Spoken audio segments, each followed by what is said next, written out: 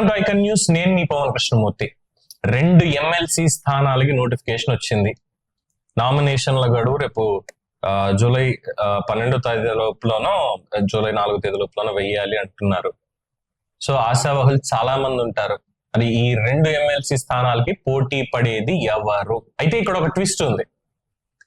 MLC పదవీ కాలం 6 ఏళ్ళు normal గా అయితే, కానీ ఇప్పుడున్నటువంటి ఈ ఎమ్మెల్సీ పదవీ కాలం కేవలం 2 ఏళ్లే. సో ఆబ్వియస్లీ ఏకగ్రీవం అయిపోతాయి, తెలుగుదేశం జనసేన కూటమిలోనే పడిపోతాయి. ఇంకా మాట్లాడితే డెఫినెట్ గా తెలుగుదేశం పార్టీకి అనేది 100% చెప్పొచ్చు.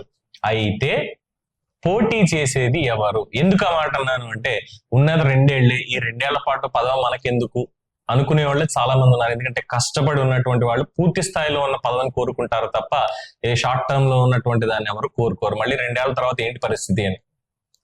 అలాగే ఇక్కడ వీళ్ళిద్దరి మీద ఎమ్మెల్సీలు రామచంద్రయ్య, షేక్ ఇక్బాల్ వీళ్ళిద్దరి మీద మండలి చైర్మన్ అనర్హత వేటు వేయడంతో ఇది జరిగింది.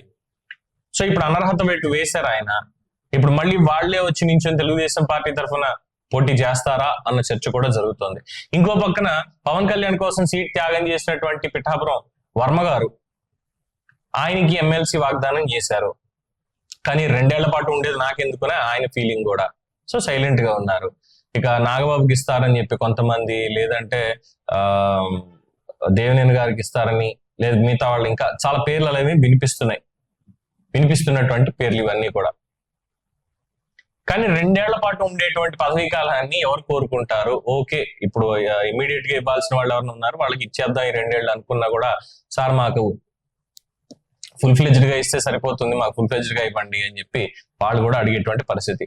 సో మళ్ళీ ఇక్కడ ఇంకొక పాయింట్ ఏంటంటే, ఇందాక అనుకున్నట్టుగా ఇక్బాల్ గారు అలాగే మన సి రామచంద్రయ్య గారు ఇద్దరు కూడా తెలుగుదేశం పార్టీలోకి చేరేటువంటి అవకాశం ఉంది అంటున్నారు. బాలకృష్ణ గారు ఇక్బాల్ గారిని ఆల్రెడీ ఆహ్వానించారు అనేది కూడా తెలుస్తోంది. సో వాళ్ళిద్దరికే మళ్ళీ ఎమ్మెల్సీలు ఇచ్చేస్తే సరిపోతుంది అన్న చర్చ కూడా జరుగుతోంది. సో మరి మీ అభిప్రాయం ఏంటి? వర్మ గారు ఏమైనా పోటీ చేసే అవకాశం ఉందంటారా?